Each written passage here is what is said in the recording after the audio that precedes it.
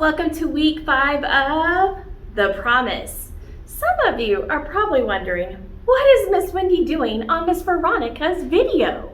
Well, Miss Veronica invited me to be on her video today. And of course I said, yes. Well, some of you recognize me because you were a baby.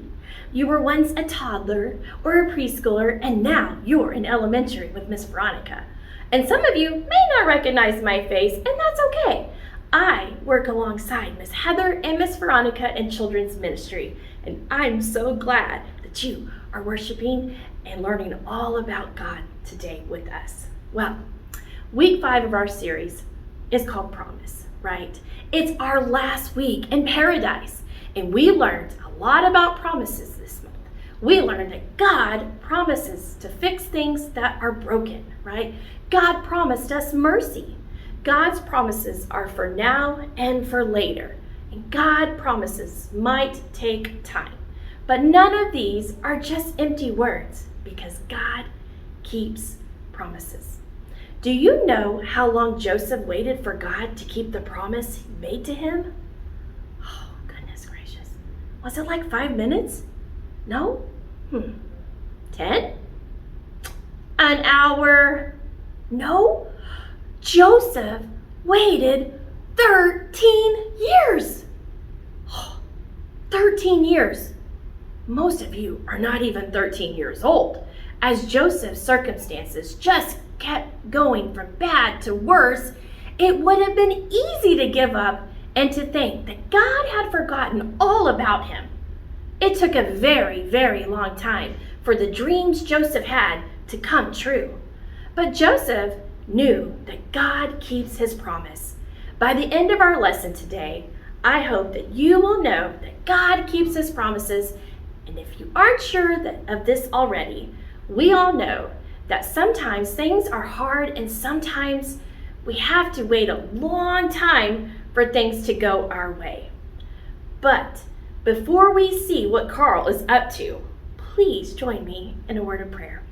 And downstairs in children's ministry in the preschool area, we say, put your prayer hands together. So everybody does this.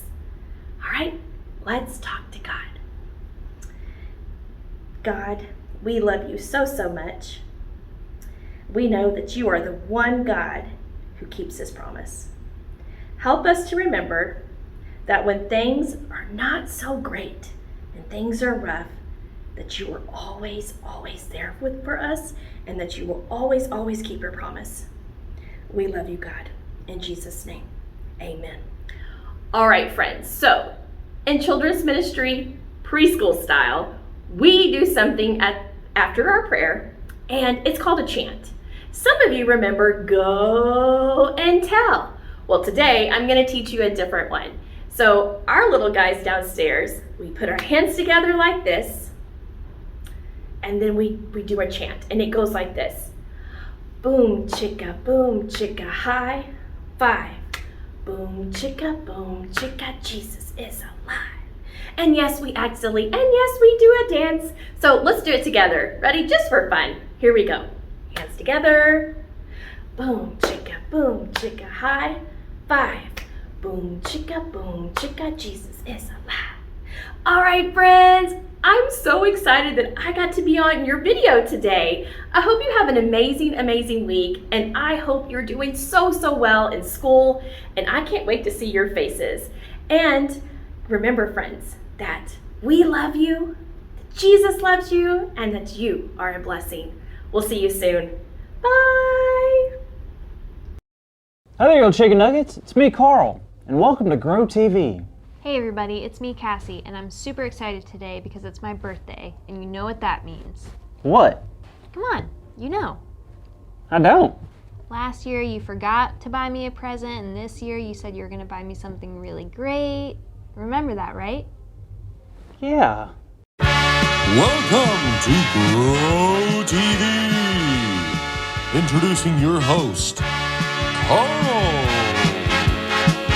and your co-host, Cassie, where we learn, where we grow, and we talk about Jesus. Once once again welcome to Grow TV. Hi, Cassie. So it's your birthday today. Yep, but you already knew that. Of course I did. Happy birthday. Thanks. So what'd you get me? Well, it's a surprise. Come in. Why'd you yell that? Someone ring the doorbell. I didn't hear anything. Well, your hearing must be getting worse with age, Cassie. You should go see who it is. I don't know. Who's it? Oh, someone's knocking. All right, I'll go check. Okay, everyone, I did not know it was her birthday, and I cannot not get her a gift again. It'll make me the worst friend ever. So we gotta make a gift. Hey, I'll just do this.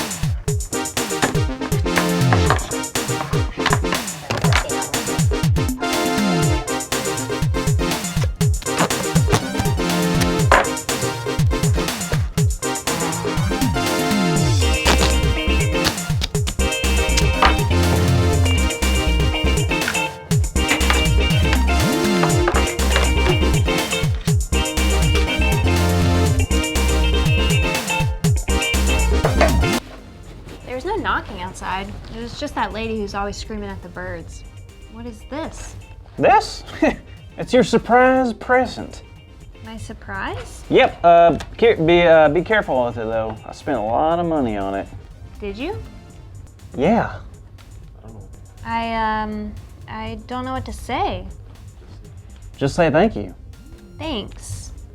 Carl, Yeah? you forgot my birthday, didn't you? What? No! No way did I forget your birthday! You're crazy! That's insane! No way did I forget your birthday! Okay, yeah, I did forget your birthday. You didn't spend any money on this, did you? I did buy the tape. Listen, Carl. No, Cassie, I'm sorry. I totally forgot. I know I promised I wouldn't forget, but I did. And I really tried. Carl, it's okay. What do you mean? I knew you forgot, and I just want you to know it's okay.